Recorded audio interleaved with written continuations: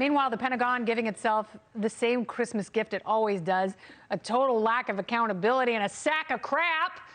The Defense Department announced that none of the military personnel involved in the botched drone strike in Kabul that killed 10 innocent civilians, including 7 children. No one's going to face any punishment. At least now they're admitting that civilians were killed. Initially, the Pentagon claimed the victims were ISIS militants and called it a righteous strike. So who should be held accountable for killing 10 civilians, 10 total strangers, for no reason at all? Whose fault is it? Here to discuss, Iraq combat veteran and darksecretplace.com founder. Go subscribe now. Do it for the holidays. One for everyone you love. Bryan Suits is back. So how did they not know, Suits, that there were 7 kids in that vehicle? Well, they weren't in the vehicle. You know, they showed up to greet their dad when he came back from, from errands and from working for an American NGO. But they surrounded the car, and that indicates to me that there was not a subject matter expert in the trailer in Nevada where they were executing the drone strike, where they were guiding, actually flying the drone from Nevada.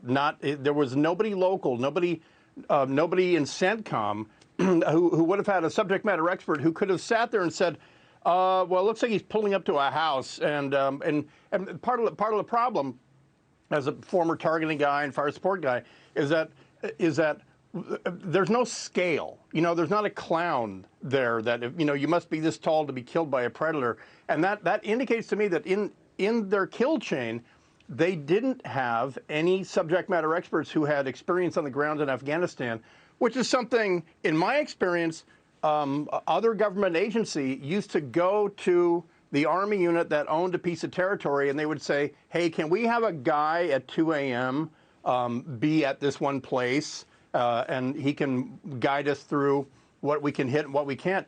It sounds to me like somebody from the very top said, kill something in 24 hours, Americans are pissed. And that they skipped the step where you had to have someone who knew the rhythm of life in Kabul, who could have said, that's not an ISIS-K terrorist. That guy's running errands and getting propane and buying a goat, and all that. It was baked into the recipe from the beginning. That's how it would end. But that's why there are a lot of people, including members of the military, who have a big issue with these drone strikes. And that was the issue they had with the entire Obama presidency. So, it's like there were plenty of lessons to be internalized, and there was plenty of time to do it. And it seemed like they didn't learn a thing.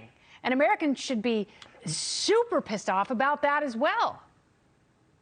That's what irritated me, was that it was so preventable. As a uniformed service member, and then as a civilian contractor, I mean, that's what I was employed to do, was to say, well, actually, they're not bearing an IED. They're standing around waiting for a van because that's what works as buses here in Iraq, or whatever.